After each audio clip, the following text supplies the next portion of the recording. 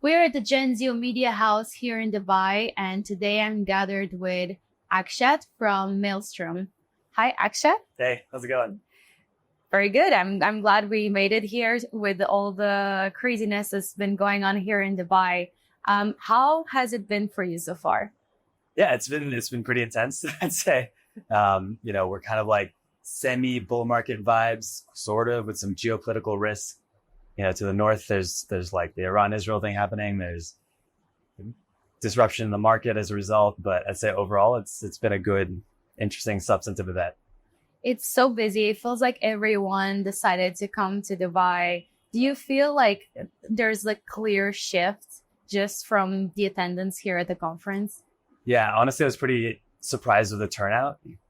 It's been, I think, one, just the number of people who've shown up, and also two, just the diversity and types of people that I've seen at the conference. Honestly, yeah, I think it says something about the inflection point that we're at in the market. I wouldn't say, I think there's some hesitation to really believe that we're in a bull market, but I think when you kind of show up on the ground to see what's being built, you see what kinds of minds are coming together, you really feel like you're in a bull market. Mm-hmm. Yeah, at Maelstrom, what do you focus on? Like, what's your area of focus? Yeah, so Maelstrom is the family office of Arthur Hayes.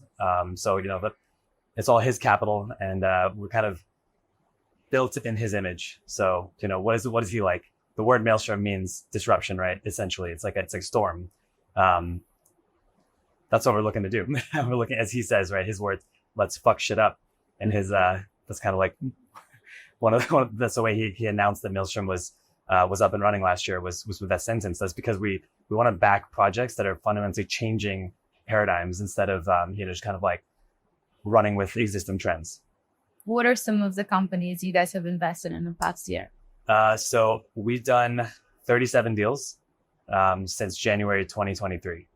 So wow. Been pretty active. Been very busy. Yeah, I've been flying around the world just trying to meet founders and get stuff done and build with them. So one of the most notable projects that we've recently TGE'd is Athena.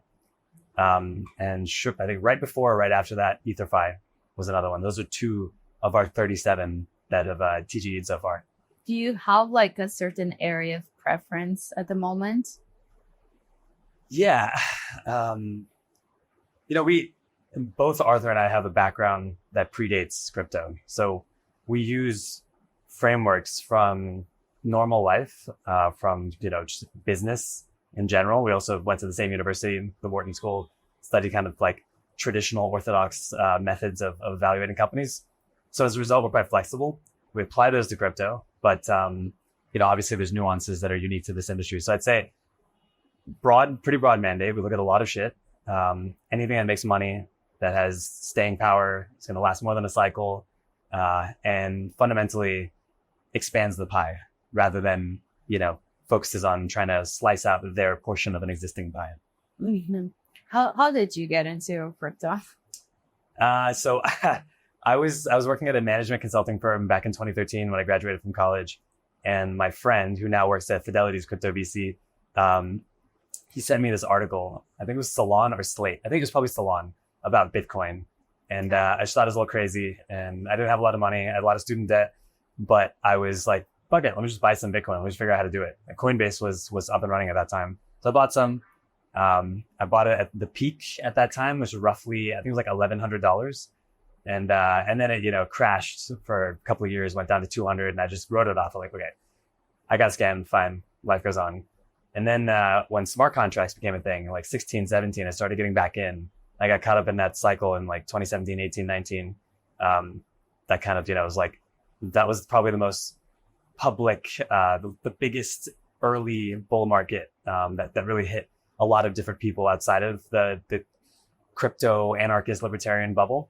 And I learned a lot in that process. And I think that's when I was working at a private equity firm at that time, focusing on old world industries. That's when just this dissonance between what I'm interested in and what I'm doing professionally just got too wide. So I started applying for jobs in the crypto space where I could apply my investing chops to crypto, and applied to BitMEX, which at that time was, largest exchange in the world. It was the king. It was 2019. Came out to Hong Kong to join the team, got the job, and been working crypto since then. Have you been with them until last year? Yeah, so BitMEX, I was on the investment team, then eventually I was promoted to head of corp dev. Then 2022, Arthur and I started dialoguing on, what do we do with, that at that time we had BitMEX Ventures. As we sunset that, what does the new evolution look like? And that's how Maelstrom was born. So that was like the end of 2022. Right. And like throughout the years, like this industry goes through the highest highs and the lowest lows. Like how was that for you? Was there like any moment that you felt that like less encouraged to be in the space or like really excited? I like bear markets a lot. So we've done 37 deals. The vast majority of those were in the bear market. I think this is a very emotional industry because it attracts a lot of very young, inexperienced people like me, right? And so we're riding these highs for the first time. When you talk to someone who's in their 50s, who's in the investment industry, they know, okay, things come in cycles. You buy low, you sell high, right? It's simple. Our industry, we're also young. We're buying high and then often selling low is kind of strange. But I think bear markets are the most exciting time because that's when we got into, look at these deals that have done quite well for us, like Athena, Ether, the other ones that you'll kind of see if you follow us on our Twitter page. We got into those at amazing valuations last year during the bear market. So for me, that's exciting. Is that because there's less noise? Yeah, people are building. I think it shakes out some of the copycat, Me Too type companies. There's a lot of projects. You're starting to see it now, right? Someone's got an idea and then there's like 45 copies on new chains or some slight alteration. And it attracts the quality of projects has to decrease. In the bear market, that's when you have to be very critically analytical on what actually can move the needle here. And it's not as easy. And so it attracts founders who are really motivated. Yeah. Because it's not that easy to get money. Right now, crypto is attracting a lot of founders who are not that easily motivated because it's easy to get money. So we're already there. Yeah, for sure. What are some of the, I would say like red flags that you see during a bull market that really puts you off? Valuations. Yeah, it's just silly. It's right. People are showing up with like, yeah, we're raising at 100 million valuation for a project that hasn't really been launched. And they look at you with a straight face, right? I thought this was a meme. I didn't think people actually did this. That's real. And it's just like, how'd you come up with that? They're like, I don't know. People are willing to pay. I'm like, okay, we're not. That's good luck with that. So as a result, I think it's probably known in the market now that we negotiate bespoke deals. We don't pay the valuation that others pay. Because my approach is if you're coming to me with a nonsense valuation, I'm going to come back to you with a nonsense negotiate. I'm going to come back to you with something equally intense. So yeah, you want to say okay, your company's worth 100 million because you have a deck. Amazing. Okay. We'll take 5%. It's the same logic. You're saying stupid shit to me. I'm saying stupid shit back. So that's kind of our approach. Yeah. I mean, it sounds like a crazy world, like crazy conversation to have. It is. Yeah. It can be like really challenging for like starting a company is incredibly challenging. There's so many moving parts. There's obviously like the founding team, finding the right co-founder, having the right idea, the right time. What are some of the key things you focus on when analyzing something that might be good, but there might like some of these aspects might be missing? What are the ones that you really need to see there? Founder quality is everything for sure. And I think integrity is number one. That can we really trust this person? There's so many points of failure when you have a founder who doesn't act from integrity themselves. So I think that's number one by far. And always pivot the concept. I think, number two, companies that focus a little bit too much on the technical product attributes and not enough on memes, to put it in culture. Exactly, in our vernacular. But yeah, it's basically, can you like foster an ecosystem of people who give a shit about your project? Can you create all of these are ecosystem plays, right? They're all platforms. upon which they need others to integrate, to build, to trade, etc. And so, yeah, you have a slightly better DEX. It doesn't really matter. You have a slightly faster throughput blockchain. Doesn't matter if you can't convince people to have fun building with you, giving up, locking in their money, etc. I think those are the two most important as we look at. Mm-hmm. There is a good deal of projects that are really good but don't have good, let's call it, marketing, and some projects that have really good branding, marketing going on, but then project itself, maybe it's not so good. Which one do you see the most? Well, the tech isn't that complicated in our industry, right? So I'd say when you go, deeper down into the infrastructure stack, you do see some really cool projects that are like, I wish more people knew about this. To be adoption probably. But in my view, that's, if they don't have adoption, then they're not, product market fit isn't there. So it probably isn't what the market needs now. Maybe it is in 5 years, or maybe it was 5 years ago, but you got to be right at the right time as well. Timing, yeah.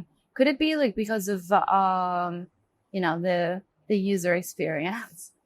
Yeah, I think our industry has still a lot of room to run with that, in terms of user experience. That's also key part of our criteria, because if you're not going to expand the pie if even people who have been in this industry are getting rugged, right? People who've been in the space for 10 years are facing impermanent loss, whatever, making mistakes. Yeah. There's no way we're going to expand outside of the circle. Do you think this year we're going to see a huge influx of new users entering this space? I think, yes. I'm starting to see projects that have gone live with much, much better UXs than before. And, especially the DeFi DEXs, like all the whole decentralized space, it's starting to feel like CeFi a little bit. Still got some issues, but yeah, a lot of the complexity is being abstracted away. And I'm seeing, we're backing some projects that are trying to make that, accelerate that trend and build upon that. So, yes. Consumer facing. What are some of those projects? I think, I just mentioned EtherFi. That's a great example, right? I'm just mentioning the companies that have TGE'd already. Yeah. Leave some suspense for the rest of the portfolio. It's, if you just go to the website, it feels like you're almost playing a game. It's aspects of it are gamified. It's like 2 clicks to stake with them. The LRT, like points accumulation, is really easily visible. It's integrated with the likes of Pendle. So there's now this like cross-functional ecosystem, which is also a CryptoHaze family company, by the way. So yeah, I think like it's getting there. Now the real question is, how do we proselytize the groups outside of crypto? Mm-hmm. And like, what's your take on, are you like a purist, and like, should it be like only blockchain and like super decentralized, or are you more interested on things that will maybe cross with other technologies, like AI, for example, but there's many others, and maybe not so decentralized? Like, what's your view here? No, it's not, for me, it's not a religion. Like, I'm not a decentralization zealot just for the sake of it. It has aspects of it that are great, and then kind of CeFi-esque models have things that work better. I think over time, what will happen is that there'll be no difference eventually, because we'll be taking the best of both and kind of integrating over time. So you're seeing that, for example, I'll give you an example, like Athena, right? They kind of have this hybrid model. It is decentralized, but some of the collateral is held in partnership with custodians that work with centralized exchanges. So I think, like, why wouldn't you do that? That is the best place to put that, right? It's the safest place, it's most scalable, versus other aspects of it that are decentralized, where that actually makes sense. I think eventually more and more business models are going to look like that. There's not going to be this in 10 years, even 5 years, maybe. There won't be this difference between CeFi versus DeFi. It'll be one integrated stack. Mm-hmm. And when you look at what's trending at the moment, like buzzword words in crypto, like real world assets, DePIN, L2s, the meme coins, do you think these are gonna stick around, or do you think this is a mere trend because new market? I think meme coins will always be a thing. It's just people like to have fun. Yes. Yeah, I mean, some buzzwords you hear now, like RWAs, people have been talking about since 2018. I think it always, well, it was funny in crypto, the same concepts come back over and over again. They just have different names, right? Different names, yeah. Like meme coins. Yeah, it wasn't called that before, but Yeah. like, DePIN is a good example, right? There have been DePIN projects since 2017. Now we're calling it DePIN. There's a couple of DePIN deals we did that when we did them back in end of 2022, no one was really calling it that. But like I think you see the same names the same themes come up over and over again. And that's because we're gradually converging towards being able to actually achieve that. And so, RWA, DePIN, DeFi on Bitcoin, like all these concepts, those are probably like the words you hear the most. And now obviously AI stuff. I don't see why that's going to change. And like from before, like when you're looking at investments, obviously there's been like so many narratives in the space. Does anything come to mind in terms of like narratives that ended up not playing out? Yeah, I think in the infrastructure stack in particular, there's some concepts that like, oh, we ended up not needing that, right? Maybe you don't need to decentralize these particular sequencers, or maybe you don't need to make certain trade-offs to achieve higher throughput just for the sake of it when your dApps can't even support that. I think that's where you see more trends that just kind of fizzled out. On the app side of things, it's more like we all have this collective vision of what we're trying to achieve, and different projects try to get there halfway. They make progress and then they fuck up because they missed some risk. And then, in the wreckage of that, someone else grabs the baton and says, okay, we'll take it further. So I think we're converging towards that becoming a reality on the dApp side. I wouldn't say there's any trends I've seen where crypto is just abandoning this. It's more like that particular project fucked it up. Now someone else got to pick it up and do it better. Right. And you're based in Hong Kong. Yeah. How does the market look like there compared to the US? So I'm based in Hong Kong. I've been there for almost 5 years. Arthur's based in Singapore, and we're both from the US. So we touch a lot of these regions. In the US, you see a lot of technical founders, a lot of infrastructure projects out of the US. And then in Asia, you have like the users. So obviously consumer facing stuff. So it gets built in America, then turned into a user experience in Asia, and the users are actually in Asia. So I think Hong Kong is kind of embodies that as well. It's a hub for investment. There's a lot of firms based there. There's exchanges that either were based there or are currently kind of shadow based there. The vibe feels like you're kind of always in some version of a bull market in Hong Kong. Whereas in the US, when you're in a bear market, it felt like it was a real bear market. I remember going to conferences last year in the US, it just felt dead. Didn't feel that way in Asia, especially Hong Kong. That is interesting. Why is that? I think it's because there's more adoption. Like it's a lot of these solutions that crypto has come up with serve those users more than they do in developed markets.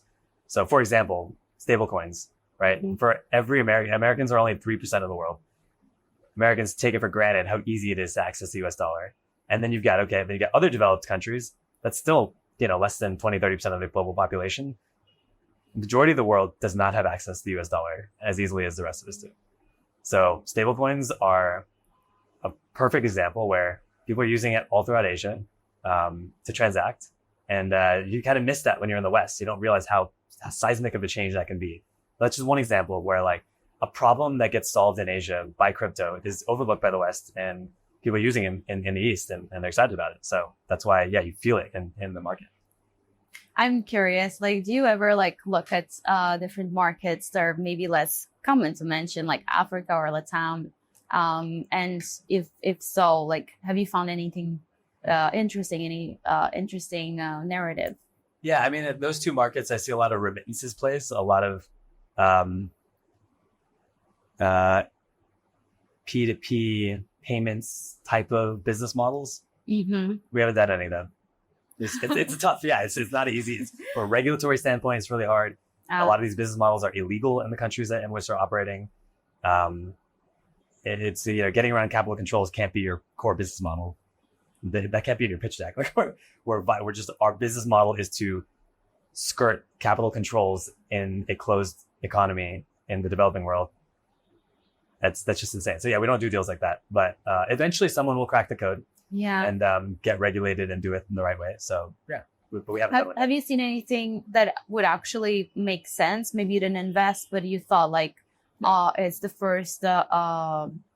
first step towards like them being able, because this will, I believe that maybe it will change some of these countries, like allow for people to get out of like, like a poor economy. Yeah.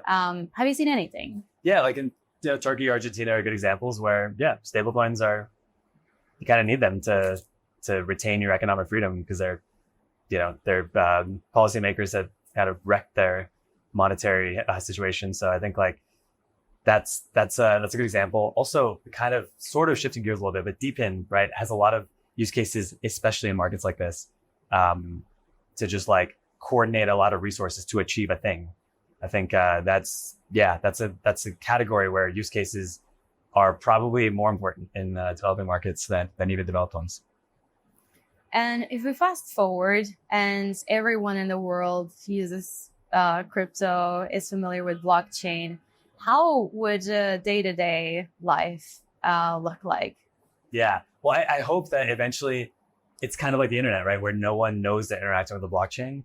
Like you don't need to, if you still are aware you're using the blockchain, then we failed. So we need a world where 90% of the people on the planet are using it every single day and they have no idea. They don't even want to know. They're not even curious. Then we won. So I think that's what it is. It just everything looks and feels like you have all the benefits of what this industry is trying to create, kind of like sovereignty,